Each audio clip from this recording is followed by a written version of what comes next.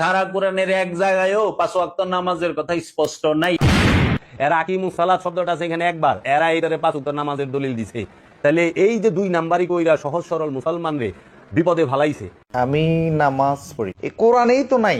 তো উনি প্রায় সময় বলে থাকে সোশ্যাল মিডিয়ায় যে নামাজ বলতে পবিত্র কোরআন শরীফের মাঝে কোনো নামাজ নামে কোনো শব্দ উল্লেখ নাই। তো আসলে কি সেটা সত্য না মিথ্যা? ওর কথা যে মিথ্যা, সে যে ভণ্ড, তার প্রমাণ যে সে নিজে পাইল, তার প্রমাণস্বরূপ চলে আমরা গিয়ে দেখে নেই। তো আমাদের মাঝে এখন বিজ্ঞ আলিম, তো উনি পবিত্র কোরআন শরীফ থেকে দলিল দিয়ে নামাজ আছে কিনা, নামাজ নামে নামাজ আছে কিনা উনি বলে দিবেন। চলেন গিয়ে দেখে আসে। তো 5 ওয়াক্ত নামাজ আছে কিনা দেখি। সূরা হুদের 114 নম্বর আয়াত, সূরা হুদ 114 নম্বর আয়াত দেখেন আল্লাহ কি বলেন, আকিমিস সালাতা তরাফাইন নাহার ওয়া যুলাফাম মিনাল লাইল। খুব মনোযোগ দেন, বিরক্ত হচ্ছেন না তো আপনারা? দেখেন আল্লাহ বলছেন আকিমিস সালাতা, নামাজ কায়েম করো, তরাফাইন নাহার, দিনের 2 অংশে। এই আয়াতের অনেক তাফসীর আছে, আমরা যদি মধ্যবর্তী তাফসীরটা ধরি, দিনের 2 অংশে নামাজ কায়েম করার হুকুম কার?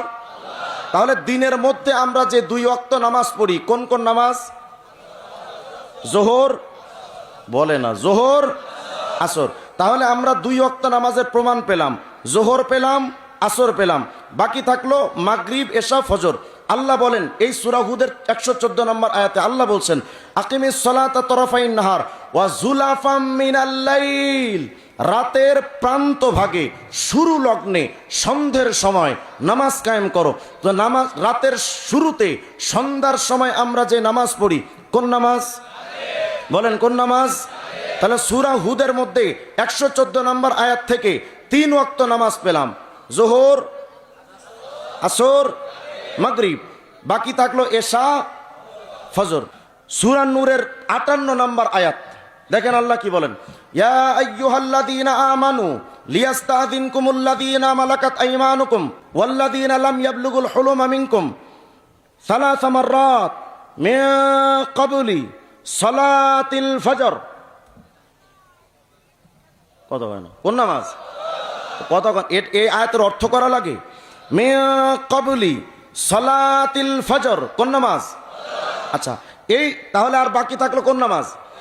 দেখেন এই আয়াতের পরে গিয়ে আল্লাহ আবার বলছেন ওয়া মিন বাদি সালাতিল ইশা, কোন নামাজ? বাকি আছে কোন নামাজ? 5 ওয়াক্ত নামাজ আছে তো, বাকি তো নামাজ নাই, শুধু বাকি আছে ওরা বলবে আর জুতা দিয়ে পিটানো। এখন প্রশ্ন হলো হুজুর, আপনি তো 2 আয়াত দিয়ে 5 ওয়াক্ত নামাজের দলিল দিলেন, একই আয়াত থেকে 5 ওয়াক্ত নামাজের দলিল নাই? হ্যাঁ, সেটাও আছে, আলহামদুলিল্লাহ বলেন না। কোরআন শরীফে কোনো কিছু নাই এমন কিছু আছে? তিবিয়ান লিকুল্লি শাই, সব কিছুর বিস্তারিত বর্ণনা আছে কোরআন শরীফে, কিন্তু বুঝতে তো হবে। সারাদিন গাঞ্জা খায়া পড়ে থাকবা আর কোরআন শরীফে বলবা এটা নাই সেটা নাই, তোমার মতো ছাগল এই বাংলাদেশে আর একটাও নাই। দেখেন 5 ওয়াক্ত নামাজ একই আয়াত থেকে দলিল।